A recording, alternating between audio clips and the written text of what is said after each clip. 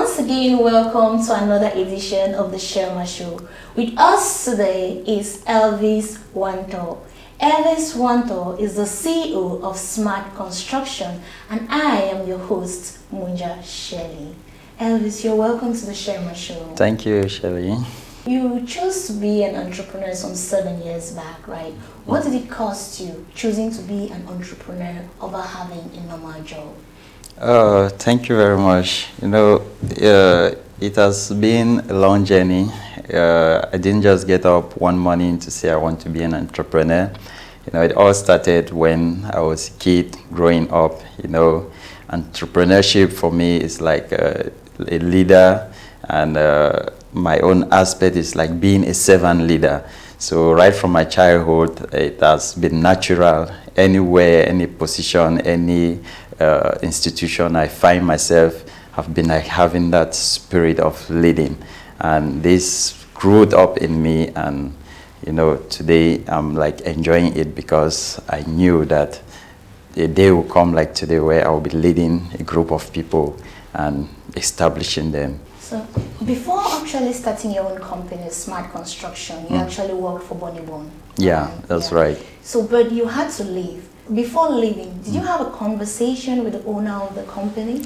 Yeah, I did. I had a conversation with him. Even before starting the job, I told my boss that I'm doing this job and just to earn a living and to raise the capital and to have some technical know-how, because in future I'm aspiring having my own business or my own company where I will work with other people.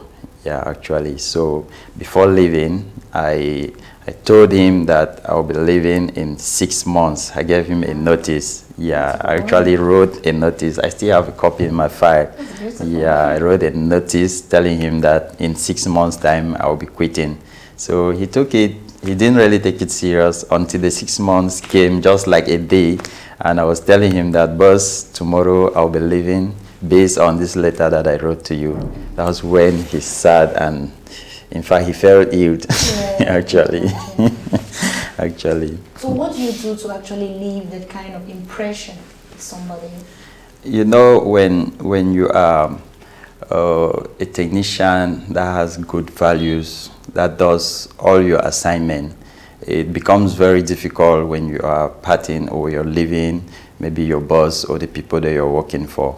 You will always leave them in a sad mood because they will like be imagining, are we going to have a guy like this?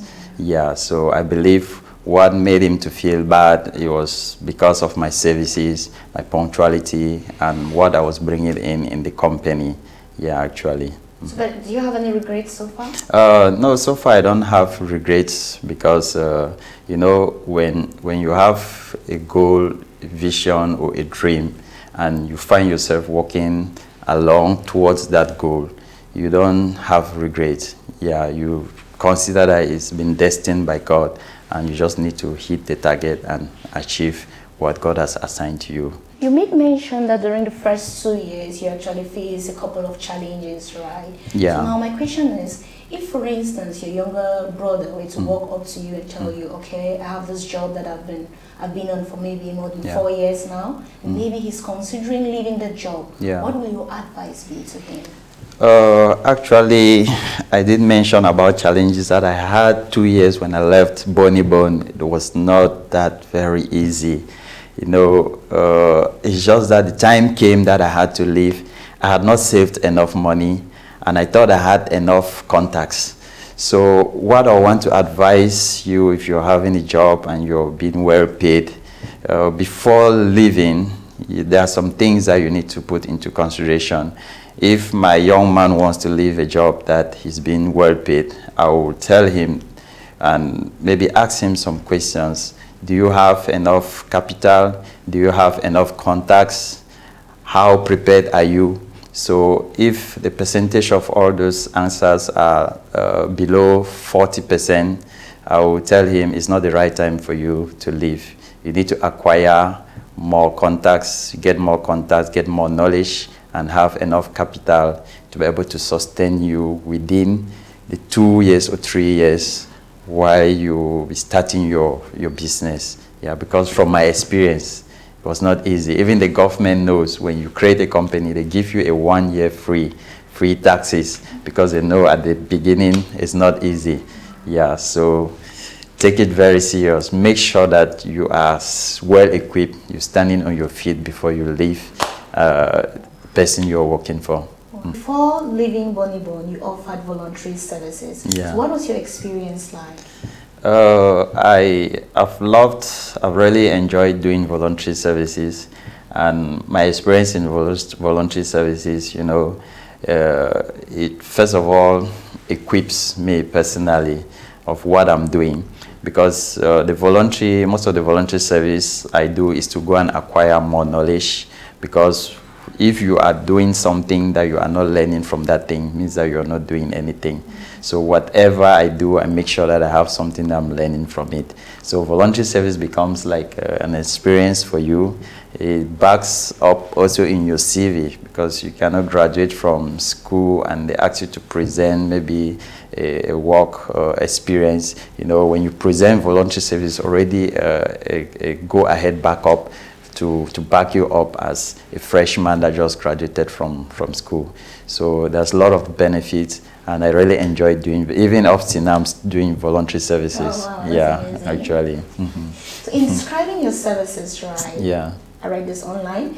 Okay, you mentioned the fact that respecting time is one of the traits that you guys exercise when it comes to smart construction. Sure. Why is this so important to you?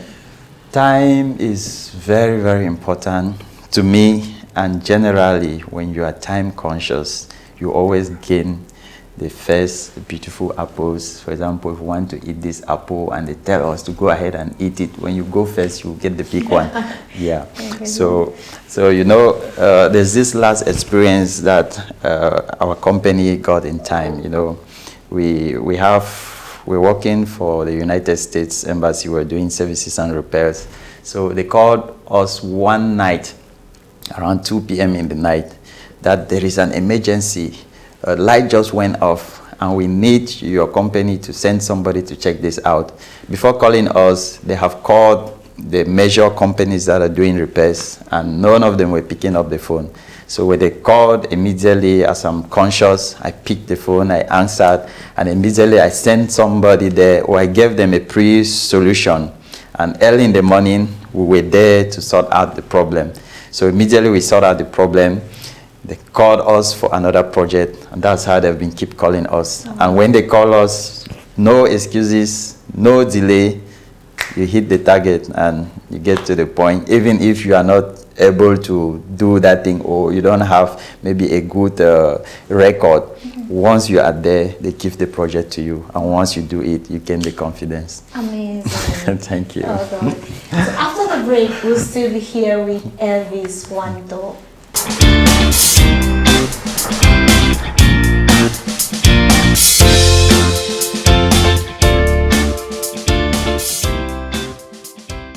If you're just joining us on the Shirlma Show, with us today is Elvis Wantoh. Elvis Wantoh is the CEO of Smart Construction. So Elvis, there are quite a good number of construction companies in Cameroon today. Sure. So what makes Smart Construction stand out? Actually, if you get into the taxation website, you will really see that there are a lot of companies, construction companies in Cameroon.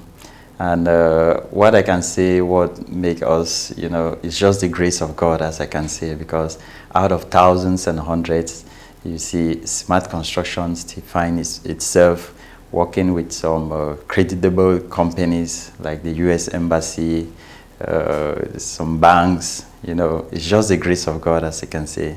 Yeah. So why would I choose Smart Construction over the others? It's not like I want to really advertise Smart Construction, but if it's true, it's fine. Yeah, if it's true, it's fine, as you can say.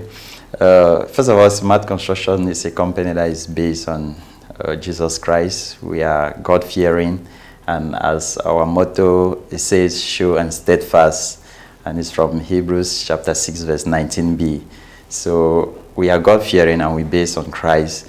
And whatever we do it as unto us. We enjoy what we do, such that, you know, once you enjoy what you are doing, other people will know that you are credible.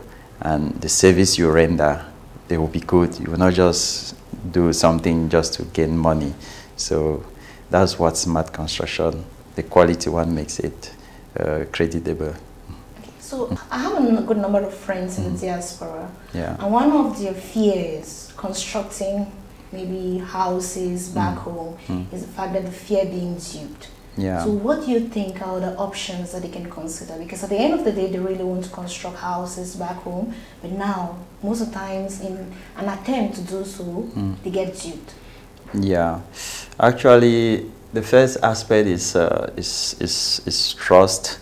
Once you trust a company, or you trust the person that maybe you want him to realize your project, and the person trusts you also as well, I think a project can be realized. But what makes most people at the diaspora get duped is because when they have a project, they want to give to their cousins, brothers, or give to their family members, or brothers or sisters.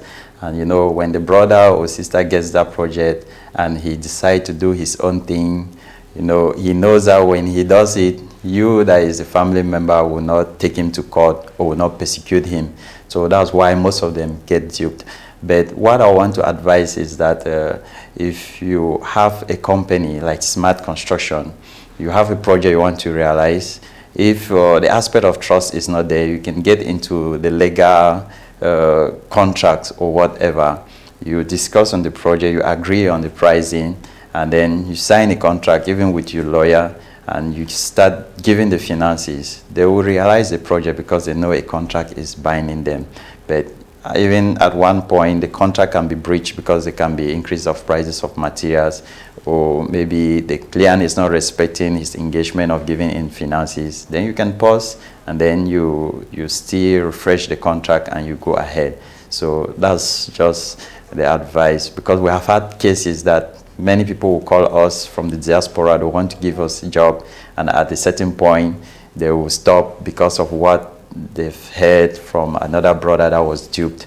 But actually now we are realizing 2 projects from the diaspora, and it's based on trust. It's not even based on a contract, and everything has been going on very well. When the person sends the money, we tell him what we want to do, the stages in which we are going to realize his project. We update him with pictures, we update him with constant reports. When he calls, we respond immediately. It builds that trust, and the person keeps sending the money, and the project goes, and he sees the project's life. So that encourages. So something you mentioned backstage, which I think is vital. You mentioned the fact that it's also advisable that you don't just give all the money at once. Actually, you know, with entrepreneurs and technicians, no matter how you contract or you have the amount to start a project, don't carry all your money and give at once, because technicians or entrepreneurs, they have several projects. You can give your money, and maybe he has another project somewhere. He's like thinking, no, if I get part of this money and I put it in that project, that person will pay me much money, then I will bring back the money and insert in your project, which that is a mistake that most technicians and most entrepreneurs, they do. But us, when you give us your money, we make sure that we use it particularly for your project, such that we don't fall into an aspect of distrust.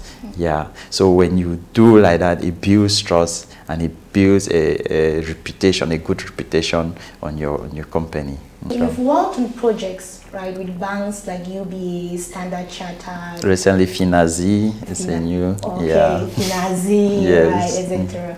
Okay, so but what has been your greatest challenge?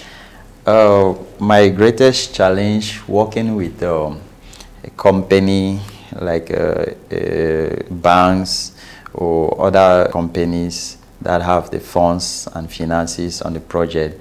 You know, the great challenge comes to the aspect of finances, because when a company gives you a project, it's based on a contract, and you need to start pre-financing that project before they can pay you maybe when you attain to a certain percentage. So the challenge I'm having is when that sufficient fund is not there to pre-finance the contract, it gives a low aspect of your reputation in your company. And you know, going in for a project that you want to maybe gain a good reputation, you first of all go in at a cheap rate, but you give good quality. Going at a cheap rate is like you don't have enough profit. You just have the profit that will make you execute the project, and leftovers for transportation, taxes, and whatever. But the aspect of pre-finance, it comes when you know you don't have the finances, you go to get a loan somewhere. The charges that they will ask you, it will even be more than what you're gaining from the company. So the highest challenge is that pre-financing that we are like having, which at least we had it for the first years, but now we thank God because any project that comes, He show us the way and give us the finance to realize the project. So, but have you thought of partnership? Yeah, actually, I've thought of partnership. I've even tried partnership. But you know, partnering your company with someone that doesn't have maybe the same vision like you do, because there are some times that you can sacrifice. But when you bring in a partner, most partners, they expect to see the profit. They base on the profit. They know that they have inserted their money and they want the profit. And if there are challenges having the profit, that is where partnership fails. So I tried having partnership, but it didn't work. So all this while I've been like sole proprietor, investing what I have in the business that I can invest. I don't take something that will be more than me to realize. I take what is at my level. With the little finances that I have, I invest it and build up my company with equipments, not even having an account saving the money there, but equipments. Yeah. So most of your contracts, I suppose, are gotten by beats, right? Yeah. So what makes a good beat? A good beat, as I can cite this from the American Embassy, when they send you a beat, they will refer you to the lowest price, the lowest bidder gets the project. Although beside the lowest bidder, they look at the technical aspect. Maybe they will request you a planning. From your planning, they see how you've programmed to realize the work. They also look at your company's chart, the organigram of your company, the quality of technicians that you have. And then you also look at your equipments. Equipments, they are like your personal equipments, like vehicles, trucks, and whatever. So when you have all those criteria, lowest bid, you have your equipments and you have a planification, it gives you the higher rate of getting a project or winning a bid. You know, most people, when they get a project, they will like end up spending all the benefits in renting trucks, renting caterpillars and whatever. But once you have your own equipment, which that is what we have been doing right from the beginning, we make sure that any project we realize, we buy an equipment so that will help us to like back up the strength of the company. And when we have a project, we can start benefiting in future because of the equipments we're having. But don't you think that, okay, if the focus is only on the lowest bidder, doesn't it temper on the quality of the job that is delivered? Actually, you know, the quality of job at times is a big risk for any entrepreneur to give a low quality, because the Frenchman say le moins cher coûte cher. Yeah, when you want to go in for cheap quality, at the long run, at the end, if control come in and discover that your quality is cheap, they can destroy everything and you will get into serious problem. So if you are going it for lowest price, you must have your minimum base to the bottom level, that if I get this project, I will give the same quality and I will benefit just what that will enable me to have this project in my CV. That is one of the projects that I've realized. Like for example, the first project that we did with this company, when we gave it just to the price, and when we realized it, we gave the good quality. And after that project, they have been calling, when they have any tender, they will issue Smart Construction. It's the first on our list. They will send it to us and we will tender for it. So never mind beating lower, but bit lower to gain the experience, to gain it in your CV, and in future, once they trust you, that is when now you can start stepping up your benefit, your profit margin, and you cover up maybe what you've lost in the previous projects. Wow, so that's just kind of like a strategy. It's a break the strategy. barrier to entry, It's a right? smart strategy that smart construction is using. It's a smart strategy that smart construction is using to break the barrier. Actually. Okay. Wow. So after the break, we'll still be here with Elvis Wantoh. Don't go away. Thank you.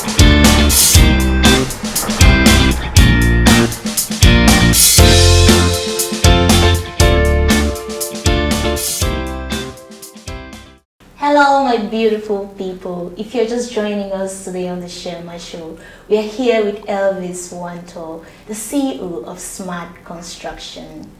So, Elvis, Yes, entrepreneurship is not easy in itself, but you seem to be having a fun-filled life. So, how do you manage to do your work as a CEO and still have a fun-filled life? Oh, thank you very much. You know, you talk of fun feel life, I just reflect back to my family, you know, having good time with them.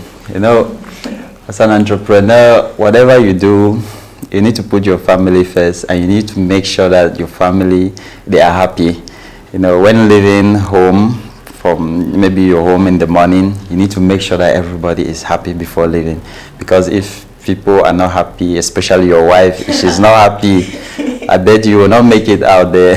I've tried it several times, gone out, leaving her sad, and all the days I've tried has been terrible for me. So I make sure that I make her happy before going out. Yeah. So back for work, what is that one thing you must do every week? Every week, I can't say it's really every week, but once in a while. The one thing that I love doing is taking my family out. You know, I will always want to appreciate my wife, because each time you mention her, I feel relaxed, because she has really been the backbone, the strength to my success as an entrepreneur. Because each time when I go out, she prays for me. Each project when I have, she comes and prays. She's an evangelist, a prophetess, I can say. She prays for all of my projects. So I make sure that once in a while, I make them happy. We go out for fun. The last time, I remember I took her to Kenya. Yeah, we attended a program together, and we really enjoyed being there. And my boys, my children, I take them out for shopping. They love shopping a lot. And you know, when you do that, you become a complete entrepreneur, and you enjoy life, because that is what God created life to be, that we should live it to the full. We are not unchained. We are not on bondage. You need to be free, and make sure that your family is happy and everybody around you are happy. Thank you, Mom. We are so grateful you're helping Elvis to stay sane. Thank you. Thank you so much, Elvis, for being on the Shirlma Show. We're really grateful. So then before you go, we have some few questions. Okay, the first one. If you could choose your own name, what would it be? If I could choose my own name, what would it be? Wantoh Elvis. Okay. You still go by the name Wantoh Elvis? I'll still go by the name Wantoh Elvis. Okay. Who gave you the name? Your dad? Oh, my dad gave me the name, and each time I want to give God the glory for my grandmom, because she's still alive. Okay. Each time when I visit her in the village, she always say, "Oh, Ta Chetfon." Chetfon is Wantoh. Because Wantoh is the name of the husband, that's my grandfather. Yeah, so when she sees me, the way she is so happy and joyful, I love carrying the name because of my grandmother. Oh, that's beautiful. So the second question, please. Question number 2. What habit do you have now that you wish you started much earlier? The habit that I can say is I've been very quiet, very timid, and very reserved. But once I got married to my wife 10 years ago, and she she's somebody that is very sociable and very active. Yeah, so she came and taught me how to be social and active. So each time when I think of that, I just say that, oh, how I wish I was social and active earlier. Yeah, I could have been more now. So what I'm doing now, I'm just trying to do what my wife, I mean the social aspect, what she is teaching me and making me, to be. That's beautiful. Question 3. Okay, as a child, what did you think would be awesome about being an adult, but isn't as awesome as you thought it would be? Oof. As a child, it will bring me back to my story as a child. When I was a child, before receiving Christ, because I received Jesus Christ as my personal Savior as a child, I was steal sugar. We had a store. I was steal Mambo chocolate. I was steal. There's this top that I used to win. I know the one that wins. I'll take it. I'll open it. I'll drink it and keep back the cover in the counter, showing that it's somebody that has come and bought it. So I used to think that maybe I will grow up like that and being in that tricky type of life. But when I met Jesus Christ, he changed my story around. And from that perspective, I grew up with the perspective of Christ, being obedient, trying to do good at all times. And that made me to grow up still now. I can still consider myself as a child. Yeah, I still know that I'm a child. I'm not even going to reach an adult. But I'm a children minister. I work with children at all time. Yeah, so the only aspect is what I was before Christ. I thought that maybe I would grow up fishy and one day they will burn me with tires and whatever. So whenever I think of that, I become scared. But Jesus came and changed my life, and I'm where I am today. Wow, what a story. Thank you. So Elvis, thank you so much for being with us today on the Shirlma Show. It's my we pleasure. are really so grateful. My pleasure. So, but how can people get to you? If people maybe want to construct houses or maybe have some projects that they want to get you involved? Okay, if you want to construct houses or you want to get in touch with us, I think you can contact us through our email address. That's smartconstruction13. 13 stands for 2013 when I opened the company, at gmail.com. Just Smart Construction in small letters. Or you can as well get us on WhatsApp or Facebook. You just type for Wantoh Elvis on Facebook. You will see me there.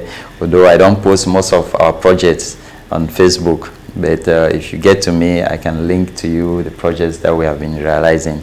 So these two medias, if you get through that, then you get to us. There are a lot of smart construction companies which I discovered, but type for Wantoh Elvis and you'll get to the real smart construction. You can contact us through 699-984125. 699-984125. He has WhatsApp and direct call 24/7. Anytime you call, we don't block unknown numbers. Each time you call, we respond to you. Today on the Shirlma Show, we were with Elvis Wantoh, the CEO of Smart Construction, and I have been your host, Munja Shelley. Please do not forget to subscribe to our YouTube channel, The Shirlma Show, and please like, share, and leave your comments below. Thank you.